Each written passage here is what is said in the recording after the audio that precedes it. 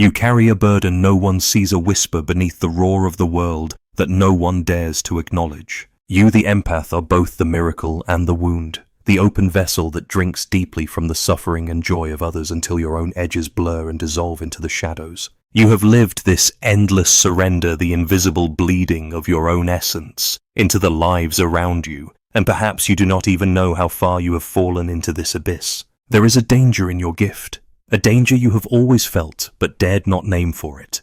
Threatens to consume you whole, to leave you a ghost in your own story. Listen carefully, for this is not a gentle caution. The very nature of your sensitivity is a double-edged blade cutting both ways. You reach out to heal, to save, to hold, yet the wounds that others hide like secret fires ignite within you, burning in places you thought untouched. You have walked too long with open arms, offering yourself as the balm for others' pain, and in this sacrifice, you have lost sight of the self you thought eternal. You have been hunted not by strangers, but by your own shadow, the dark twin lurking just beneath your light, whispering that your love is never enough, that your boundaries are but fragile illusions. As Jung once whispered through the corridors of the unconscious, the wound is the place where the light enters. But what if the wound is also the gateway to a darkness that devours? How long will you wander in the labyrinth of others' sorrows before you awaken to the peril of your own becoming? Watch closely now, for the story you think you know is but a mask, and the true danger lies hidden in your deepest empathy. You are a figure born of ancient patterns, a living embodiment of archetypes older than time itself. The empath, the wounded healer, the light bearer. These are not mere titles, but echoes from the depths of the collective soul woven into the fabric of your being long before you drew breath. You are both the light and the shadow, though you may only see one side reflected in the mirror of your experience. Yet beneath your surface an eternal dance unfolds, the sacred interplay of opposites that Carl Jung named with trembling reverence the self and the shadow, the anima and the animus, the hero and the victim. Look inward now, and feel the ancient ache, the primal wound that birthed your empathy. It was not born from softness alone, but from a rupture, a fracture in the soul that thirsted for belonging, recognition or love that was withheld. In this fissure, the archetype of the wounded healer takes root, a paradox wrapped in a riddle. You are drawn irresistibly toward the suffering of others, compelled to gather their broken fragments, as if stitching your own with theirs. The deeper their pain, the more your own is stirred, an unconscious echo of the pain that shaped you before you could name it. You reach out to men to soothe, to hold, but the hands that seek to heal often tremble with the memory of a wound long ignored. The empath is the twin of the narcissist, the shadow figure who thrives by emptying others of their light to fill the void within. You feel this polarity as a magnetic pull, as though your very soul is caught in a ritual dance, where your vulnerability is preyed upon by hunger, disguised as charm, by mirrors that reflect not your truth, but a distorted reflection crafted to bind you. The healer and the wounded, these archetypes intertwine in a perilous embrace. Your empathic heart is the battlefield where this drama unfolds, the stage where you perform roles you never auditioned for, compelled by forces beyond your conscious will. Jung spoke of the shadow as the denied self, the part that we refuse to claim, but that relentlessly shapes our fate. You know this well, for you have glimpsed the shadow in the face of those who wound you. Yet, what you may not see is the shadow lurking within yourself. The wound you nurse is not only a gift, but also a prison, a labyrinth of self-neglect, where the light dims beneath the weight of others' suffering. You carry the archetypal burden of sacrifice, the ancient myth of the martyr who loses himself in the service of a cause too vast to hold. You wear the crown of thorns made of silent tears and hidden despair, the emblem of one who forgets that to give endlessly is to empty the very well of life. But even as this struggle plays out in your soul, there is another story beneath the story of the self waiting to awaken. Beneath the persona of the empath lies the potential for wholeness, the promise that the fragmented parts of your psyche may one day converge in the light of awareness. You are called not merely to suffer or to save, but to know, to encounter the shadow within, to recognize the face of the other as a mirror to your own hidden depths. This is the great alchemy of transformation, where pain becomes the crucible, and the wounded healer is reborn into a sovereign being. Yet the path is treacherous, for the archetypes are not gentle guides but relentless forces demanding reckoning.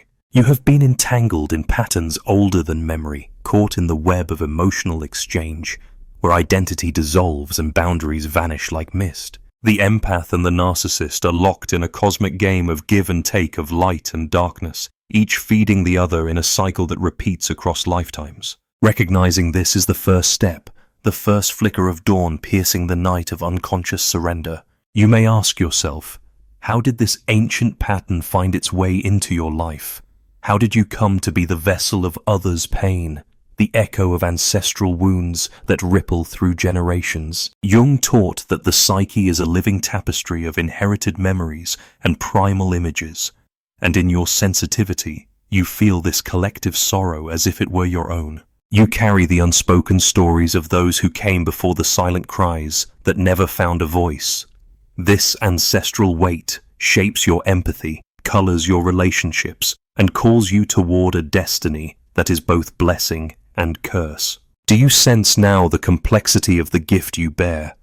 To be an empath is to be a bridge between worlds, between light and shadow, between the known and the unknown. It is to hold the tension of polarities that cannot be resolved by simple answers.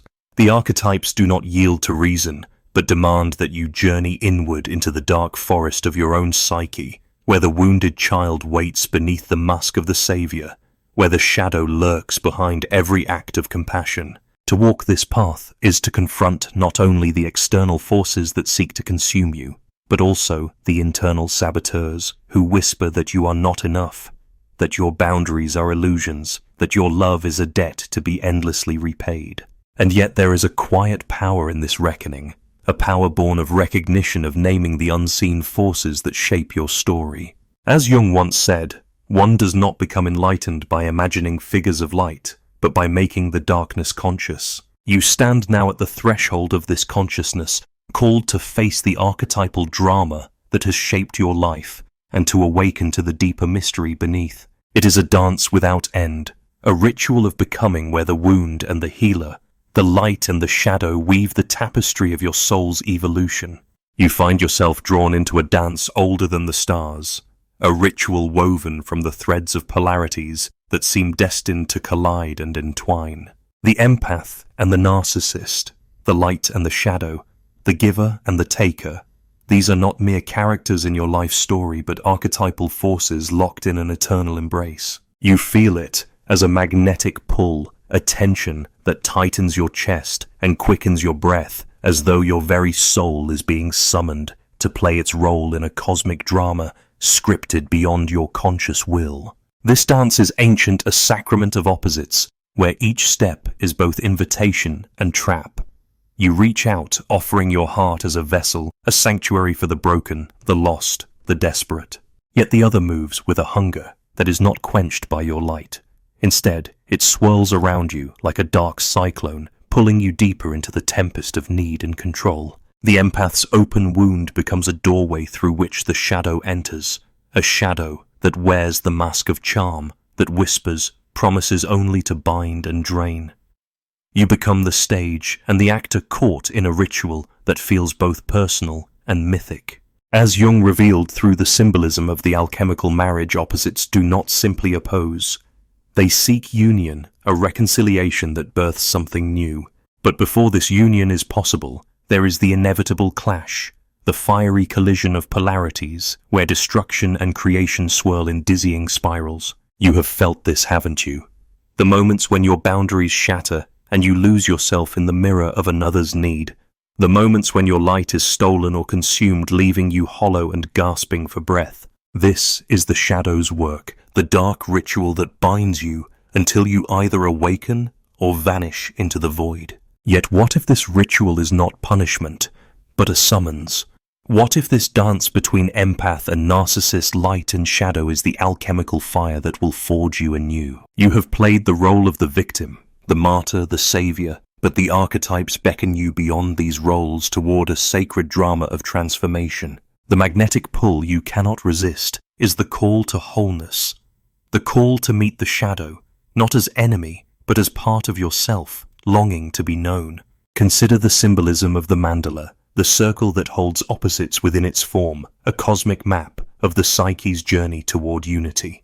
You are caught in the tension between two poles, but the circle invites you to step back to see the whole pattern, rather than the fractured pieces. The narcissist's hunger mirrors your own unacknowledged thirst. Their need for control echoes your silent surrender.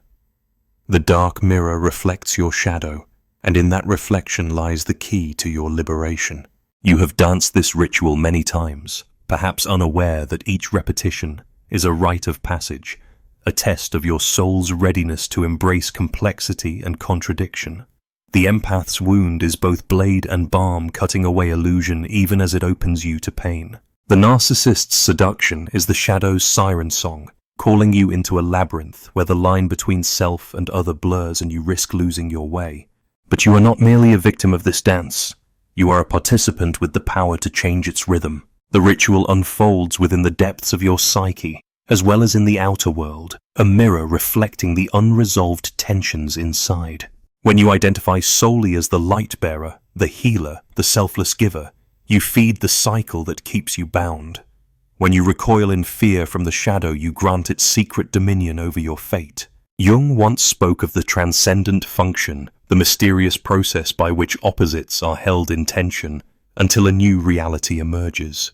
You stand at this threshold now, invited to witness the dance without losing yourself in it. The empath and the narcissist are but two faces of the same archetypal coin, and to know one is to confront the other. The ritual is not a trap, but a call to awareness, a summons to move beyond victimhood and saviorhood into a realm where boundaries are clear yet the heart remains open. In this sacred drama, the wound you carry is both the site of your deepest vulnerability and the portal to your greatest strength. The empath's pain is the echo of the soul's longing for wholeness, for reunion with the self beyond masks and roles. The narcissist's hunger is the shadow's desperate plea to be seen, to be integrated, rather than denied. Can you see now the pattern unfolding? The dance is endless, only if you remain unaware, only if you surrender to the roles prescribed by unconscious forces. But when you bring light to the ritual, when you name the shadow and recognize the game, the dance shifts.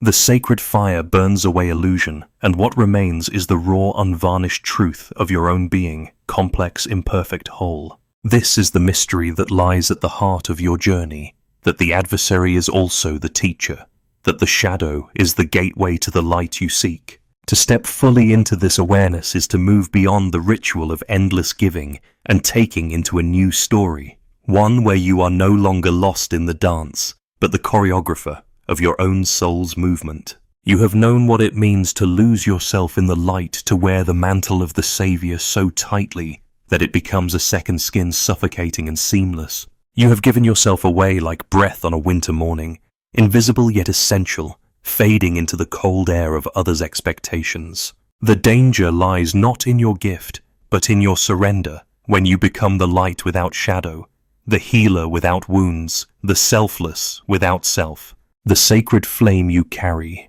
burns brightest only when tended with care, but you have learned to fan the fire of sacrifice until it consumes you utterly. In the quiet moments when no one is watching, have you heard the whispers of warning, those subtle tremors in dreams, the sudden shadows in your mood, the haunting echoes of exhaustion that seep into your bones? These are not accidents, but messages from the deeper self, signals that the boundaries you once drew are dissolving, that your identity is slipping through your fingers like sand.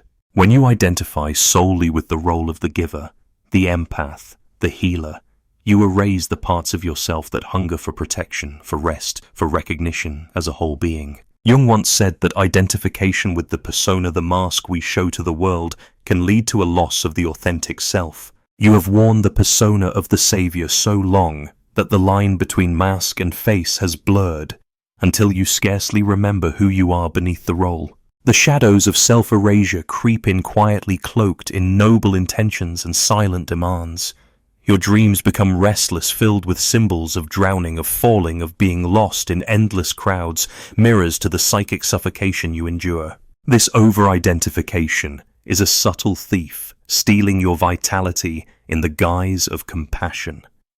You become a ghost, haunting your own life, a figure defined by what you give rather than what you are. The yearning to be seen for who you truly are, complex, flawed human remains unmet, buried beneath layers of obligation and silent sacrifice. Your inner child, that tender fragment longing for acknowledgement, is silenced beneath the cacophony of others' needs. You may wonder how you reached this place where your light no longer feels like a gift but a burden too heavy to carry. The answer lies not in your weakness, but in the unconscious contracts you have made with your own psyche, agreements forged in the shadowed chambers of your past, where love was conditional and safety was elusive. The wounded healer, desperate to be needed, binds herself in chains of endless giving, mistaking sacrifice for love. There are moments perhaps when your body speaks truths, your mind resists a sudden collapse of energy, a wave of despair without cause, the creeping numbness that dulls sensation. These are the subtle cries of the soul, the psychic warnings you dare not ignore.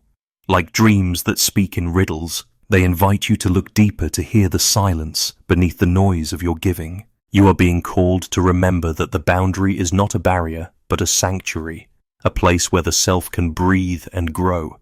The danger is not in feeling deeply, but in losing the container for those feelings, the fragile vessel of your own identity. You are not only a healer, you are also the one who must be healed.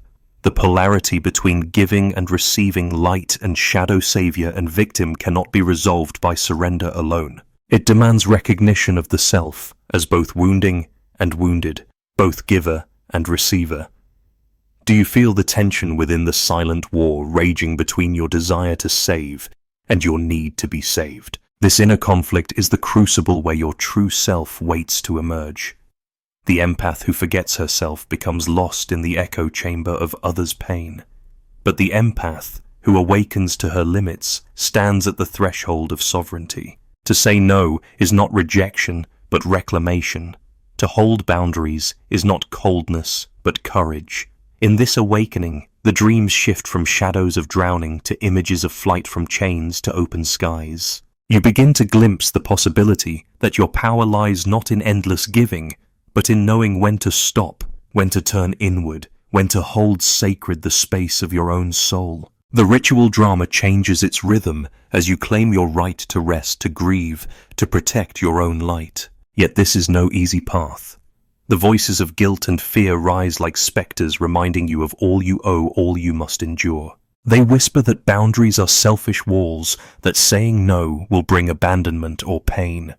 But these are the shadows of the old story, the voices of the unconscious contracts that keep you bound. To hear them and not obey is the first act of rebellion, the first flicker of liberation. Jung's wisdom echoes here. Until you make the unconscious conscious, it will direct your life and you will call it fate. You have lived too long under the spell of unconscious patterns, repeating rituals of giving until you vanish. The signs are clear now, the restless dreams, the bodily exhaustion, the creeping numbness. They are the sacred warnings urging you to reclaim the self hidden beneath the Savior's mask. Will you listen?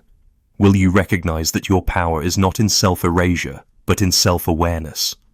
That the true healer must first tend her own wounds. The danger is real, but so too is the door to awakening standing open, waiting for the courage to step through. You stand now before a threshold, a doorway framed by shadows and light, beckoning you to cross into a realm where the old rituals dissolve and a new story begins. This doorway is not carved from external circumstances, but forged in the depths of your own soul. A portal opened by the trembling courage to look without flinching at the tangled threads of your inner world. The mirror you have avoided the reflection of both healer and wounded, giver and receiver, light and shadow, waits with patient intensity, inviting you to step beyond the roles that bind you. In this space, the ancient patterns unravel like smoke, revealing not chaos, but a deeper order, a mystery older than the wounds you carry. You realize now that transformation is not the sacrifice of self, but the reclamation of sovereignty. The boundaries you feared to erect are not walls, but gate sanctuaries where your soul's light can burn without being snuffed by the hunger of others. To say no becomes a sacred act, a declaration of the self's right to exist in fullness and complexity. The journey inward is labyrinthine, filled with echoes and shadows, yet it is the only path to liberation. As Jung once noted, the process of individuation is the soul's pilgrimage toward wholeness, a quest to integrate the fractured parts rather than flee from them. You have known what it is to scatter yourself in the service of others. Now, you are invited to gather those scattered shards and hold them gently to feel the pulse of your own being beneath the mask of empathy. Ask yourself, what parts of you have been silenced in the name of compassion? Which voices have you muted to maintain the illusion of selflessness? The wounded child, the fierce protector, the joyful rebel, all wait to be heard to dance freely beyond the shadow's grip. Transformation is not a linear path, but a spiral descent into the heart's truth, where surrender and strength merge in an alchemical embrace. This door is also a paradox. The more you protect your boundaries, the more your empathy deepens. The more you honor your limits, the greater your capacity to hold others without losing yourself. You are not less for saying no, you are more. The mythic narrative of the martyr dissolves here, replaced by the archetype of the sovereign, the whole being who loves without sacrifice, who gives without losing, who heals by being healed. Look closely at the subtle signs around you, those moments of quiet rebellion, the flickers of anger you once buried, the dreams that shift from drowning to flight. They are the heralds of change, the unconscious whisperings of a soul waking from a long slumber. This awakening calls you to a ritual, not of giving yourself away, but of gathering yourself up, of standing tall in the full spectrum of your being. The inner alchemy you engage in now is both fierce and tender. It is the dissolution of old contracts made in shadow, the breaking of chains woven from guilt and fear. It is the recognition that your empathy is not a curse, but a gift that requires stewardship, not surrender. The light you carry is sacred, but it must be tended with wisdom, with limits that honor the self as much as the other. Have you noticed how the darkest night often precedes the dawn, the chaos within you, the tension of polarities, the urge to both flee and fight? These are the raw materials of transformation. When you stop resisting, when you cease to identify only with the giver or the victim, a new energy arises, a vibrant force that moves beyond duality into the realm of wholeness. You are invited to step into this mystery, to hold the paradox of your nature, without needing to resolve it into comfortable certainty. The shadow is not the enemy, but the gateway. The wound not only a scar, but a portal. In this sacred tension, the self is born anew, not through denial or sacrifice, but through conscious choice. Imagine yourself standing in a circle of light, the shadows at your feet, the vast sky above. You breathe deeply, feeling the weight of old burdens lifting, the pulse of life quickening within. This moment is yours, a moment of sovereignty, of sacred, know of the quiet power to choose who you become beyond the roles that once defined you. You are no longer lost in the dance of polarities, but the choreographer of your own soul's rhythm. The door to transformation stands open, and the journey is yours to claim. You awaken in the quiet dawn of your own becoming, a presence, both fierce and tender, no longer fragmented by the demands of others or the shadows that once claimed you. The sacred space you have carved with boundaries held firm is a sanctuary, not a fortress, a place where the light within you can breathe, dance, and shine without apology or fear. In this place, the old rituals of sacrifice dissolve like morning mist, and you stand whole, sovereign, and alive. Feel now the weight of that truth settling deep into your bones, that to say no is not a denial of love, but an act of reverence for the self. You carry within you the ancient power of boundaries, not as walls to shut out the world, but as gates that open only when your soul consents. Each boundary is a sacred flame, a guardian of your essence, burning brightly against the shadows that would consume you. This is your birthright, the right to protect, to rest, to reclaim the parts of yourself that were lost in endless giving. In the quiet chambers of your heart, you hear the echo of an old wise voice, a voice that has whispered through the ages, through the myths and dreams, through the alchemical fires of transformation. It is Jung's voice, reminding you that the path to wholeness is paved not with perfection, but with courage. The courage to meet your shadow with compassion, to embrace your wounds without shame, to love yourself fiercely enough to say, "This far and no further." You are the healer, who has learned to heal herself, the empath, who has discovered the strength in saying no, the light-bearer, who holds the darkness without fear. Your power lies not in endless sacrifice, but in the sacred sovereignty of your being. You are a living mandala, a circle of light and shadow intertwined, complete in your complexity. Picture the image now, a tree rooted deep in the earth, its branches reaching toward the heavens, leaves shimmering with the first light of dawn. This tree is you, grounded in your essence, flexible in the winds of life, radiant in your growth. The storms may come, the shadows may press close, but your roots hold steady, nourished by the water of self-awareness and the sunlight of self-love. You are no longer the vessel emptied by others, but the wellspring that replenishes itself, offering water not from depletion, but from abundance. The dance of empath and shadow continues around you, but you watch now as an awakened witness, no longer caught in the tides but riding the currents with grace. Your boundaries pulse with life, your heart beats with sovereignty, and your soul sings its own song, unique, unyielding, whole. Remember this: the sacred no is not a rejection, but a declaration of presence.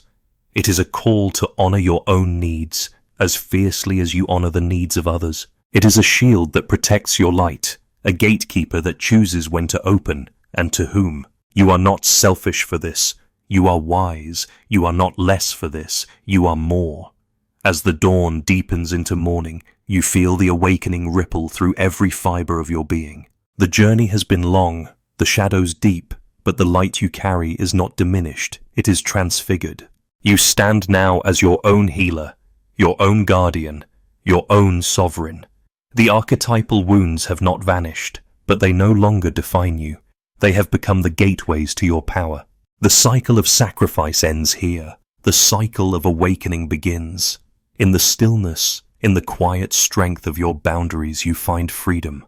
The freedom to love without losing, to give, without emptying, to be whole in the face of the world's demands. And so you rise a figure of light and shadow, healer and sovereign, wounded and whole. You rise not because the dance has ended, but because you have learned to dance your own rhythm, to hold your own center, to shine with a light that no darkness can extinguish. This is your journey, your sacred story, your becoming. And it begins now with the quiet power of your no, the fierce love for your own soul, and the unshakable knowing that you are enough just as you are.